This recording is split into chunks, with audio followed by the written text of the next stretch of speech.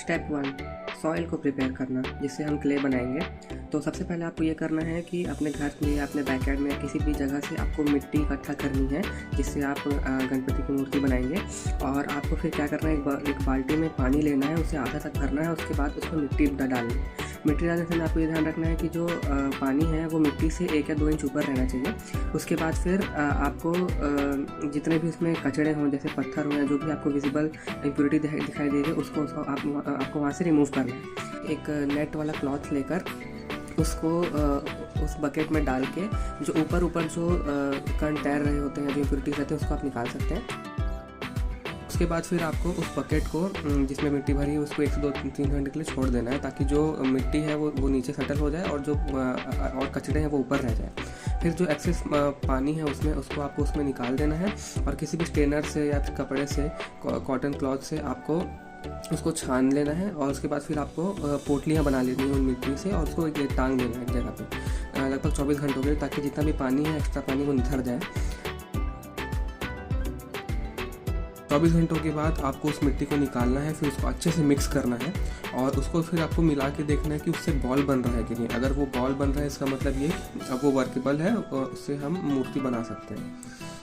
तो अब आपकी मिट्टी तैयार हो जाएगी। आपको बस एक और चीज़ का ध्यान रखना है कि आप थोड़ी सी सूखी मिट्टी भी अपने साथ में रखें, ताकि इनकेस अगर आपकी मिट्टी ज़्यादा गीली हो तो आप उसके साथ उसे मिलाकर उसे थोड़ा सा स्ट्रेंथ दे सकें।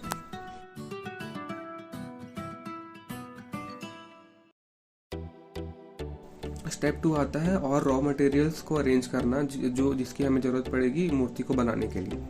सबसे पहला है आपका मैच स्टिक्स और ब्रूम स्टिक। के बाद फिर एक बोल में पानी की हमें आवश्यकता पड़ेगी और उसके बाद हमें क्ले जो हमने बनाया वो और एक सॉलिड प्लेट या बेस की आवश्यकता पड़ेगी। इन सभी को हमें अपने साथ रखना है और जो कि हमें इस मूर्ति बनाने में हमारी सहायता करेंगी। और ये आपको अपने घर में आसानी से कहीं पर भी मिल जाएगा और अपने सुविधा अनुसार आप इनका इस्तेमाल करेंगे। इसमें आपको ये ध्यान रखना है कि ये सारे जो रॉ मटेरियल्स हैं ये मूर्ति बनाने के लिए है, जो नक्काशी करने के लिए है, जो डिटेलिंग करने के लिए जो सामान लगेंगे वो आपको अपने हिसाब से उसका चयन करना है। फिर स्टेप 3 में हम आते हैं बेस को प्रिपेयर करना।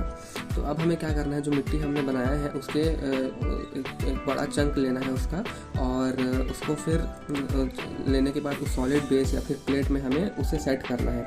और हमें ये ध्यान रखना है कि वो इतना पतला नहीं होना चाहिए कि वो फैल जाए, वो उसमें उसकी थिकनेस इतनी अच्छी होनी चाहिए कि वो पूरे जो मूर्ति है उसका भार ले सके और उसका जो चौड़ाई है वो भी इनफ रहना चाहिए। इसके बाद हम एक और चंक लेंगे क्ले का और उसको फिर हम इसके ऊपर एक और प्लेट की तरह बिछाएंगे जो कि गणपति भगवान के सीट का काम करेगा, जिसके ऊपर वो बैठेंगे। फिर स्टेप 4 आता है मेकिंग लेग्स ऑफ बापा।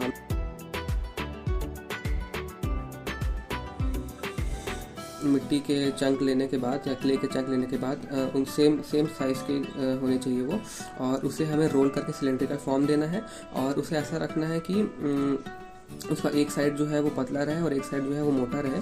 और उनमें से पहले वाले पैर को हमें यू शेप में उस सीट या फिर जो सेकंड प्लेट है उसके ऊपर रखना है, और जो दूसरा पैर है उसको हमें परपेंडिकुलरली रखना है उस पहले वाले पैर के, ताकि ऐसा लगे कि जो गणपति भगवान जी के जो पैर है वो क्रॉस फॉर्म में रखे हुए हैं। इसके बाद हमें ये मेक श्योर करना है कि हम उनको अच्छे से मिट्टी से लगा के और पानी लगा के स्मूथ कर दें और उन्हें अच्छे से जोड़ें ताकि जो बॉन्डिंग है वो लूज़ ना हो।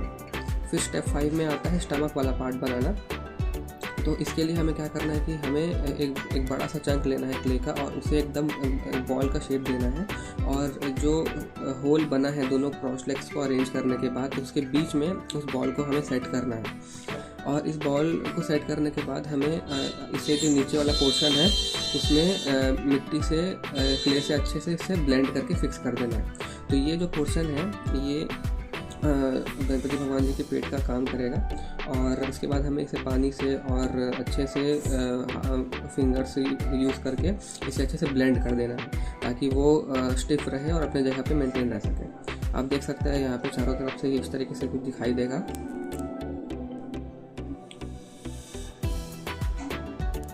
जितना भी आपको लगे आप उसको अच्छे से ब्लेंड कर सकते हैं।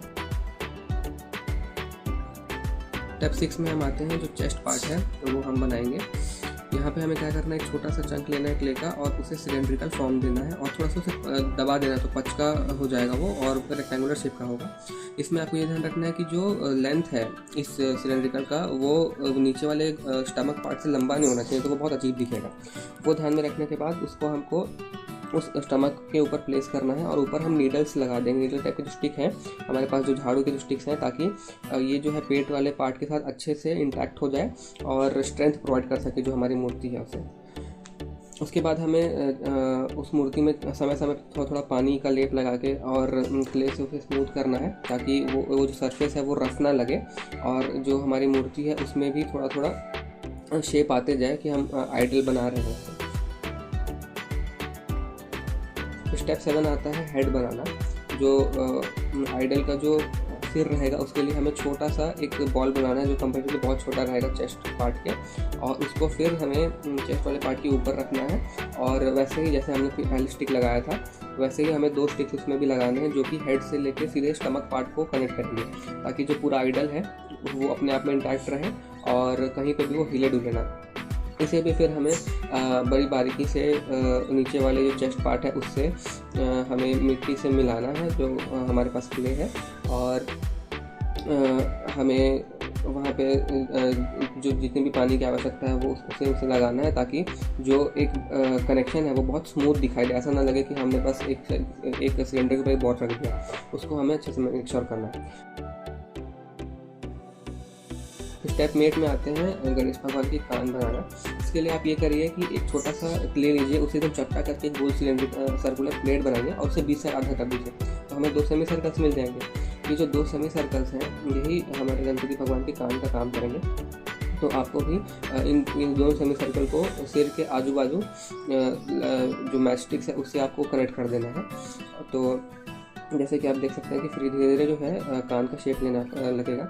इसे भी आपको सेम मिट्टी से और पानी से मिलाना है और ब्लेंड करना है आपको। इसके बाद जो ये जो क्ले है इसके जो एजेस हैं ईयर्स के एजेस, इसको आपको एकदम थिन करते जाना है ताकि वो एलिफेंट ईयर्स की तरह दिखाई दे।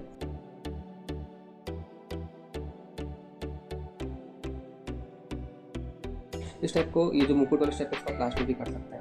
स्टेप 9 में हम आते हैं हैंड्स को बनाना और उसे अटैच करना।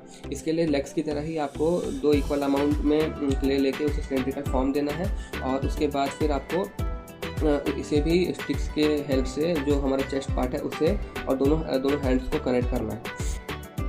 हाथ बनाते समय आप ये ध्यान रखिएगा कि जो गणपति भगवान जी का हाथ होता है, राइट वाला हाथ ब्लेसिंग के लिए होता है और लेफ्ट वाला हाथ मोदक के लिए होता है। तो उसके हिसाब से आपको उसको डिज़ाइन करना है। जो राइट वाला हाथ है उसको आपको थोड़ा सा सी शेप देके या फिर यू शेप देके उसे आपको ब्लेसिंग का फॉर्म देना है, और जो लेफ्ट वाला है वो उसमें हम मोदक रखेंगे, तो वो नीचे से उनकी जो कलाई है वो मुड़ी रहेगी। ये दोनों देखने के बाद आपको उसे जोड़ना है, और जैसे पहले की तरह हम क्ले और पानी से उनको थोड़ा सा पॉलिश करते जाएंगे या स्मूथ करते जाएंगे। स्टेप 10 में आता है बप्पा की जो सूंड है वो बनाना, जो ट्रंक हम बोलते हैं। इसके लिए भी आपको एक छोटा सा क्ले लेना है, उसको सिलेंड्रिकल फॉर्म देना है, जिसका जो बॉटम पार्ट रहेगा वो और ज़्यादा नैरो रहेगा। उसके बाद फिर हमें इसे हेड वाले सेक्शन में फ्रंट फेस में इसे अटैच करना है, और क्ले से और पानी से हमें इसे ब्लेंड कर लेना है, और इसे आप नीचे जो है थोड़ा सा कर्व कर देंगे तो वो एकदम रियलिस्टिक लुक आपको देखने को मिल जाएगा। स्टेप 11 में आता है आईज। हम बप्पा के आँख हम यहाँ पे बनाएंगे। स्टेप का प्लास्ट में भी कर सकते हैं, हमने यहाँ पे पहले किया है तो सीक्वेंस से कोई इसमें आपको फ़र्क देखने को नहीं मिलेगा। तो आपको क्या करना है कि एक नुकीली सी वायर या फिर नीडल लेके जो फ्रंट फेस है जहाँ पे आपको आँख बनाना है वहाँ पे आपको 2 छोटे छोटे होल्स करने हैं। और इसके बाद हम आते हैं स्टेप 12 में बप्पा का मुकुट बनाना। इसके लिए आपको क्या करना है कि सबसे पहले आपको एक रिंग का शेप देना जो कि हमने पहले बनाया था। उसके ऊपर आपको एक और पतली सी रिंग बना के उसके ऊपर रखनी है, और एक छोटे से बॉल को हम उसके ऊपर रखेंगे, तो वो जो आप दूर से जब उसे आप देखेंगे तो आपको दूर से मुकुट का शेप दिखाई देगा। तो इस तरीके से बनाएंगे तो बहुत आसान रहेगा। स्टेप 13 में आता है कि बप्पा के जो दांत हैं वो हमें इसमें अटैच करना है, जो कि फ्रंट फेस में रहते हैं। बहुत देख सकते हैं आप कि एकदम पतले से आपको छोटा सा मिट्टी का टुकड़ा लेना है और उसे रोल करके एकदम नीडल के फॉर्म में देके आपको सूंड के दोनों साइड में अटैच करना है।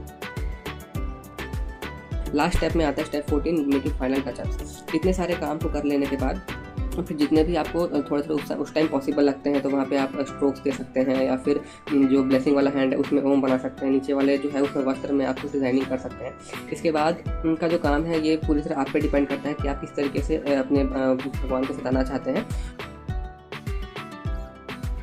और इसके बाद हमारा जो मूर्ति है वो तैयार हो जाएगा। यहाँ से आपको आप अपनी क्रिएटिविटी यूज़ करनी है, अपने आर्टिस्टिक स्किल यूज़ करना है कि आप उनको और किस तरीके से डिज़ाइन करेंगे, किस टाइप की कार्विंग्स करेंगे और कौन से डिटेलिंग करके आप उसे डेकोरेट करेंगे। तो मैं आशा करता हूँ कि आप सभी को ये प्रोसेस बहुत अच्छे समझ में आ गया होगा। आप अपने भगवान को अपने हाथों से जब बनाते हैं तो एक अलग ही प्रकार की आस्था आपके अंदर आ जाती है। तो इस गणेश चतुर्थी आप अपने हाथों से अपने परिवार के साथ गणेश की मूर्ति बनाइए, उनकी स्थापना अपने घर में कीजिए, उनकी पूजा करिए और बप्पा के आशीर्वाद से अपने दैनिक जीवन में बदलाव लाइए और खुश रहिए और सभी को खुश रहने के लिए प्रेरित करिए। धन्यवाद।